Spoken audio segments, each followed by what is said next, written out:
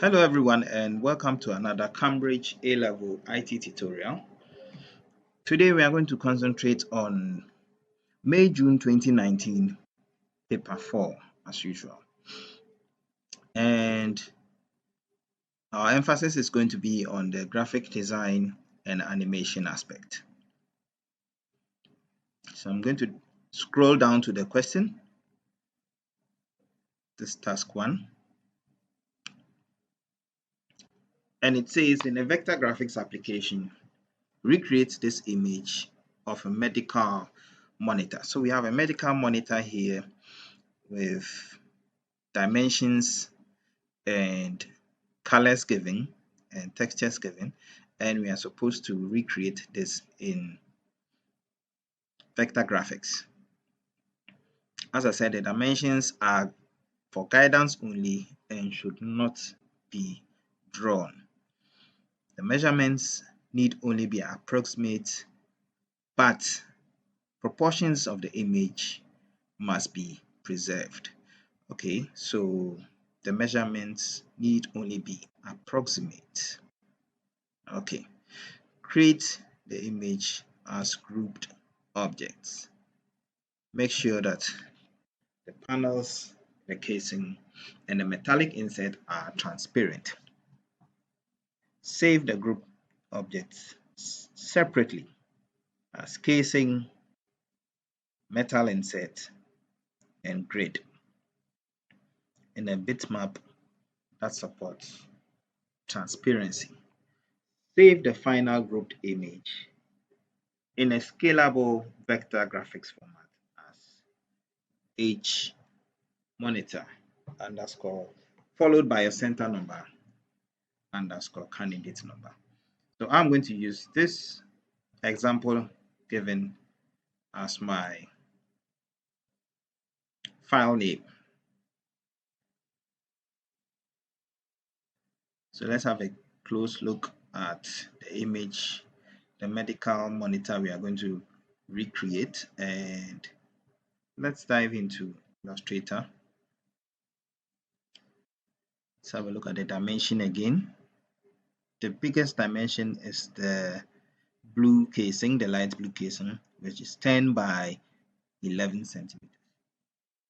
So I'm going to create an artboard which is not exactly the same size but slightly bigger, so we can move around our casing, or better still, let's stick to their dimension of 10 by 11, and then we click create. Press Ctrl and 0 to align your artboard to the center, and go to your shapes tool, select rectangle tool, click on the artboard once, and we're going to have 10 by 11 for the first outer casing. So there we have it. It should fit exactly into our artboard, correct? And it has an outline, and the fill must be light blue. So I'm selecting cyan, or I can come here, down here, and select something like this, and click OK. So this is light blue. Now I select the shape I've just created and go to one of these rounded corners. You see when you hover your mouse there, you see this free transform icon changing into a curve. So when you see the curve, you click, hold, and drag towards the center of your artboard, and then release. So you have your curve. And we're going to create another rectangle for the metallic inset. The specifications are here. It must come with a gradient. to simulate depth. So its dimension as well is 8 centimeters in width by 7 centimeters in height. So we pick our rectangle tool again, 8 by 7. Click OK. So this time around, let's align it first horizontally and then bring it upwards. So we are going to apply a gradient to this instead of a fill. So I'm going to go to my gradient panel here and ensure that the fill icon is in front of the stroke icon. If it's the other way around, the gradient will be applied to the stroke instead.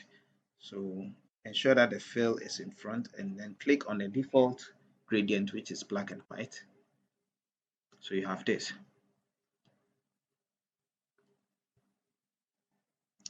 Looking back at the question, you see that it's not entirely black on the edges, but somehow gray. So we're going to change the black slider we have here to gray by double clicking and selecting this gray. Now we need to recreate another one. So with the cursor just beside it and the plus sign showing, you click once again, and then you have a second one which you can also move around. And we are going to move it to our extreme left and move the white we have here to the middle. So we have this sort of silver panel, and we are going to add an angle to it. I'm going to select 45 so that it goes with what we have in the question paper. See, the white is on the upper left and bottom right corner, and the gray is on the opposite. So we have almost the same thing, but what we are left to do is to round the corners. As I said, you can click and drag down and release to get your corners.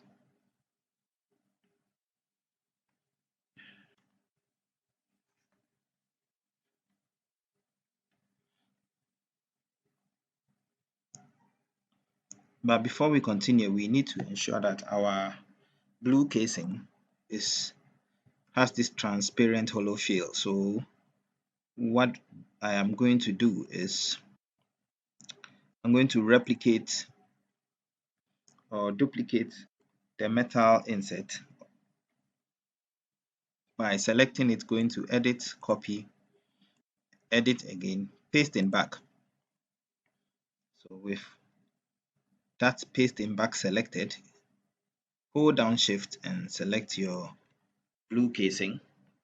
So you have two items selected, and go to your pathfinder to your right here and then select minus front from the shape modes. So with that done, if I move my metal inset and move my casing, you see that we have this hollow transparency within it.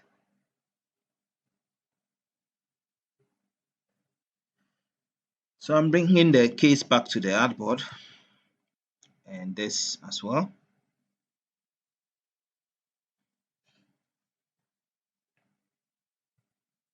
Before you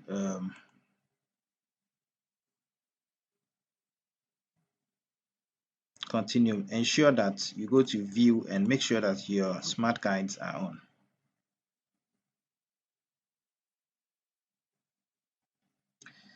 Next is the black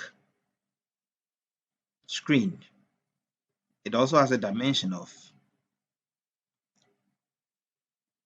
7 centimeters in width by 6 centimeters in height. You can't get the dimensions wrong, else you mess up your whole work. So 6 by 7, rectangle tool, click once width 7, height 6. Click OK. Now we change the fill to black as in actual black, so I double clicked on this fill so that I change this hex to 0, 6 zeros like this, and then I click OK.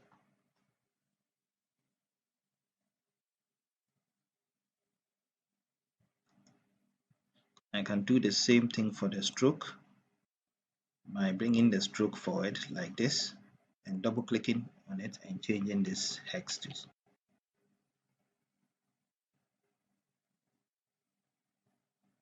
Now I'm going to place that in the middle and create the curve corners just like this.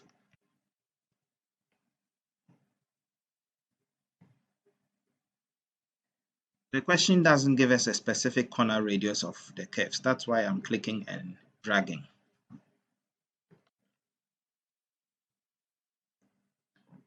So what we did for the blue casing, we'll do the same for the metallic inset, making it hollow by duplicating the black screen. So we select the black screen, go to edit, copy, edit, paste and back. So with the back portion still selected, hold down shift, select your metal inset,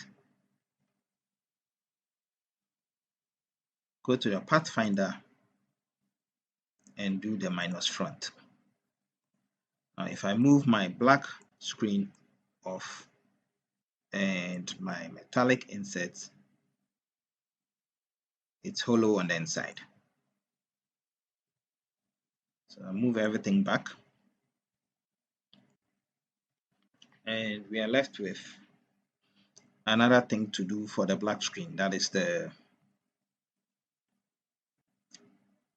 grid. It's a green grid, actually a 1 centimeter green grid. It means each cell is a centimeter squared, so 1 centimeter by 1 centimeter height and width. So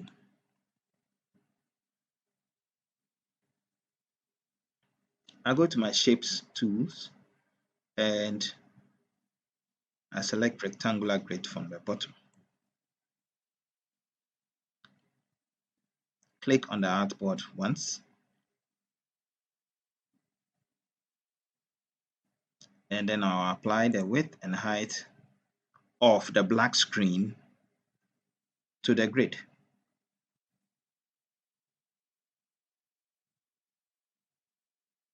Which is 7 by 6. Yeah. So let's look at the number of dividers vertically and horizontally. For the vertical, we have 1, 2, 3, 4, 5, 6. And for the horizontal, we have 1, 2, 3, 4, and 5. So for the horizontal, we have 5, which is correct, and the vertical, we have 6. Make sure your fill grid is not selected. And then click OK. So we have this black looking grid because we selected black as the stroke. So we can change that by selecting green as requested. We can come down here and make the green more pronounced by double clicking on the stroke here, and it brings the color picker tool, and then you can make the green more intense, like lemon green, or yeah, actual green like this. So you have your green grid. Now you place the grid in front of the black screen.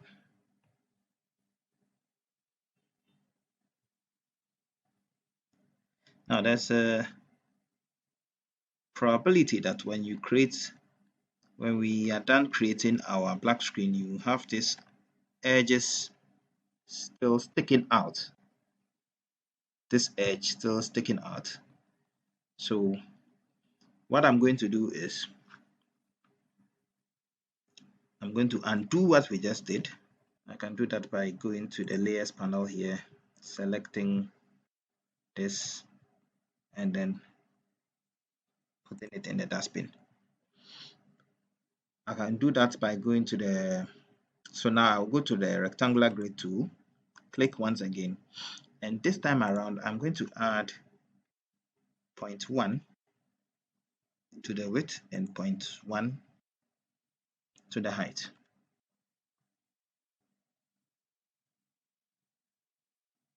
So it's going to be 6.1, 7.1. The dividers remain the same horizontally and vertically, and then just click OK. Now I'm going to move it back to where it belongs. And I think this time around it's not interfering with the black screen. This edge, yes, it's not interfering with the black screen this time around. So, but we still have these corners of the grid popping out, so we need to change that. To do that, we are going to select the black screen itself, go to Edit, copy, Edit, paste in front, and then you come to your Layers panel here, select the black rectangle that is already selected and place it in front or on top of the grid. So you have something like this. I select that rectangle and the grid. Let me rename this to grid.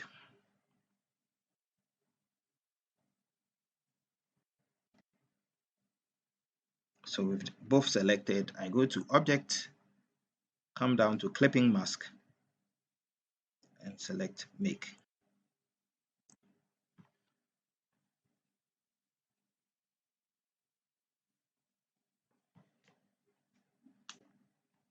So for now, we are done with the black screen, the grid, the metal insert, and then the blue casing. Let's go back to the question and see what we have next to do.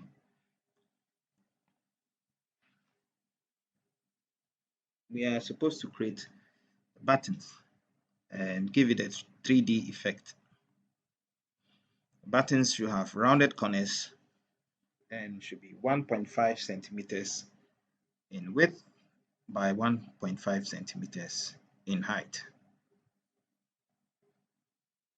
And from the look of things, you see they are equally spaced.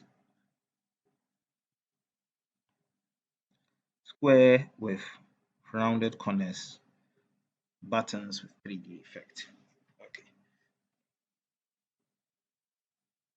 So to do that, we are going to go back into Illustrator and select our rectangle tool.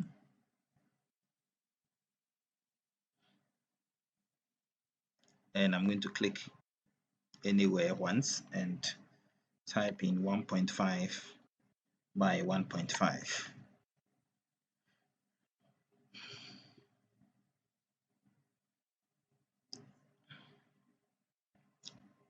Were we given a color for the buttons? No. So just look for a contrasting color. Let's see where we're given a color. I'm not sure.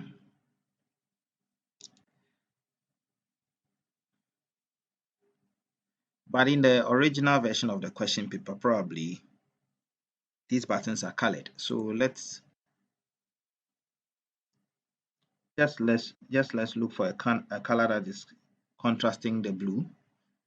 I'm going to choose gray. So for the fill, I'm going to change it to gray. And then the stroke, it still has a stroke, 1 point stroke, but it has rounded corners.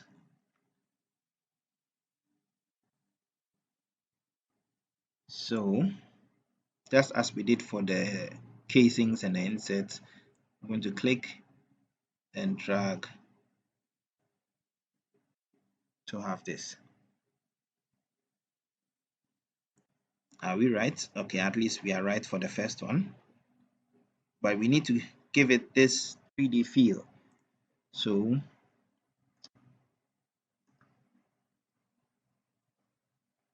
to do that, simply select the rectangle tool again, click once, and this time change the dimensions to 1 centimeter by 1 centimeter and click OK. This time around, we don't need a stroke, so we're going to select none for stroke, and you're going to choose a slightly brighter version of the gray. Oh, sorry, for the fill. So for the fill, we choose this, and we give it the rounded corners again. Now I'm going to move that in here,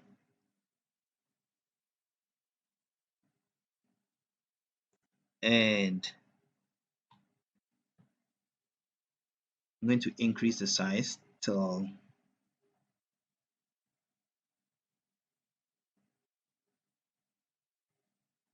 the bottom version forms sort of a shadow for the one above.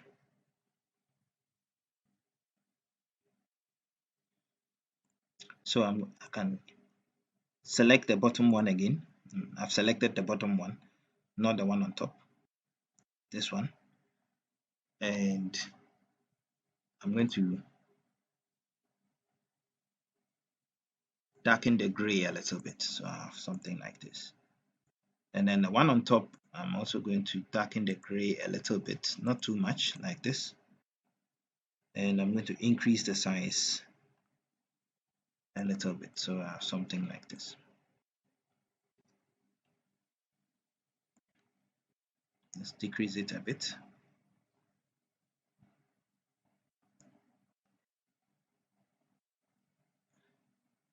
Select, align,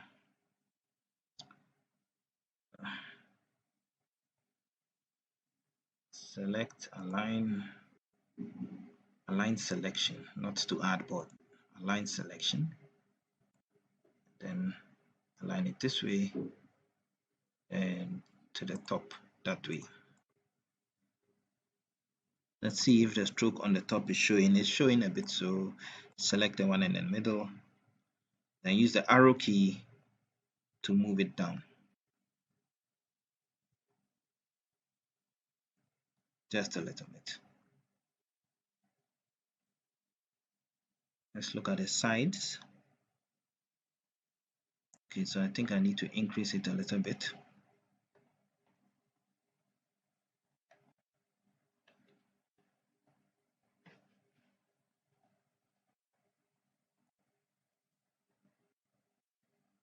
And decrease the height of the inner one a bit. So I think we are okay with one button.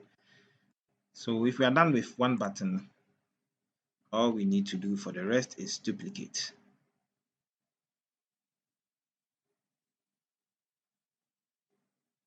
And bear in mind, we are maintaining the 1.5 for all. So I'm going to need the help of a ruler now. So what I'm going to do is press Ctrl R and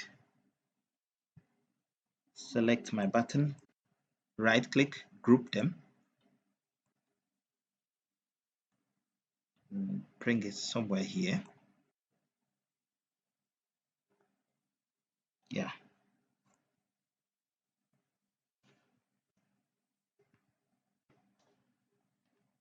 To be sure that they are in line, go to your ruler with the arrow on it, click and hold and drag a line to the edge so that they are in line. Check if they are in line. Yes. Okay. I'm going to pull a vertical line from the top, a horizontal line, sorry, from the top down to come and meet the button again. And press Ctrl and 0 to fit my work to the screen. Then I'm going to duplicate the buttons. So select the button. I can press Shift Alt and then the right button just to recreate another one. Drag it a bit to the left, to your right. Select both again. Hold down Shift and Alt and the right selection button, and it recreates another two for you. And so this one is snapped to the other edge of the casing like this.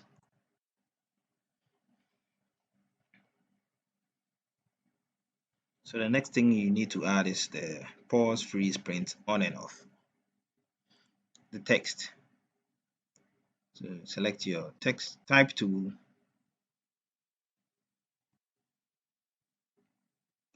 type your text, pause.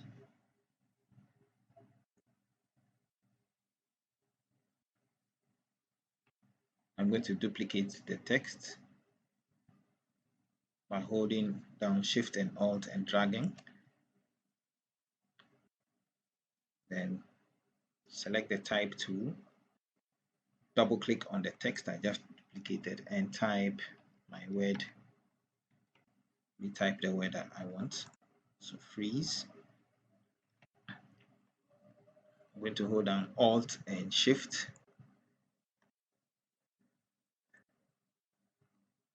drag to create a duplicate, pick my type tool, double click on the word.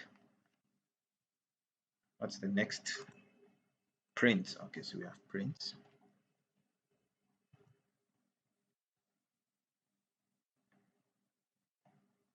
Bring it to the center.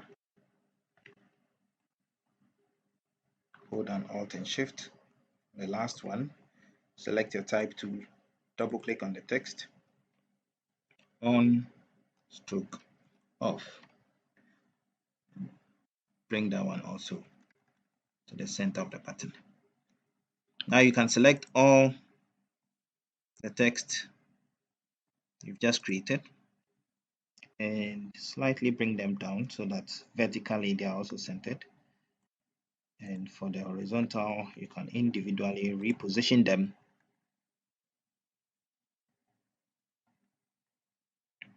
so that it looks better. So to turn off your guides, the lines that you've just created, hold down Ctrl and press the semicolon key and they go away. Alternatively, you can go to View and come down to Guides here and say Hide Guides.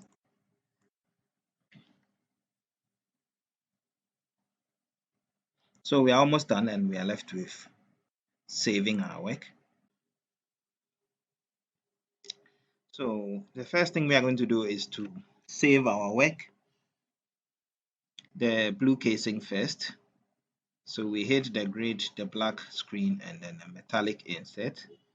And then we are going to go into File, Export, Export As. I have a folder on my desktop. I've named it Summer 2019, and I'm going to create another folder within it and name it Examination. This is because when you look at the question, it says all documents produced must be of a professional standard and contain your candidate details. Create a folder called Examination to save all your work. So I'm saving it in Examination folder. And the name is Casing. That's the first one. Then I'll say Export. We can leave the resolution as 72. Leave this one as it is. And when you come to the preview, it gives you a preview of how it will look. For the background color, choose transparent. Should always be on transparent, and then you click OK. So you are done with that. Now the next thing you want to save is not the metal casing, but the metal inset. So we are going to switch off the metal inset, and I'm going to select all these patterns and text here, and right click and group. Now I have that group up here. When you look at this layer panel here, you have it. I can rename it to buttons, so it's for easy identification. And then when I click on the I once, it all goes away. So I have only my metal inset showing, which I can go to export, same thing, export as, and let's check the name we're supposed to use in saving it. Metal inset. Metal inset. Okay, so back here, select PNG, portable network graphics, metal inset, export. Leave the settings as it is. Click OK. And then for the last one, we have grid. For that, we hide the metal inset and make the black screen and the grid appear on our screens. Then we go to File, Export As, and we call this one grid, and then export.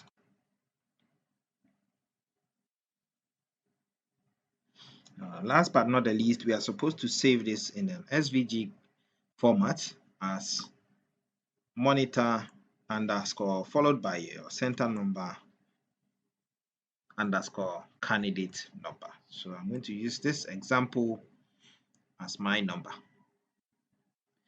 So in that case, I'm supposed to make everything appear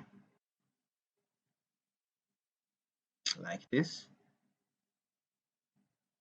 And once again, I go to File,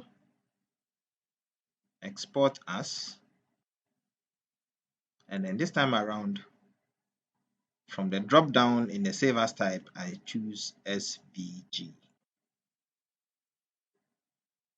I'm going to copy this text and just paste it because it's just an example, and export.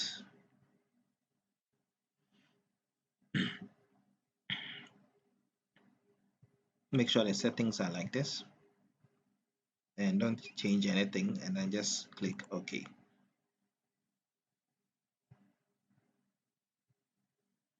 So when we go to our folder, we have our casing, our grid, our SVG, which comes in a browser format, and then we have our metal inset. So that opens in the browser, as you can see,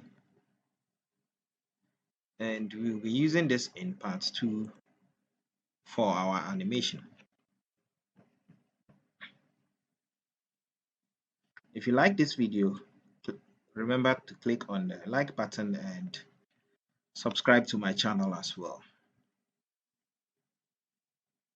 Until then, we meet again in part 2 for the animation part. Bye.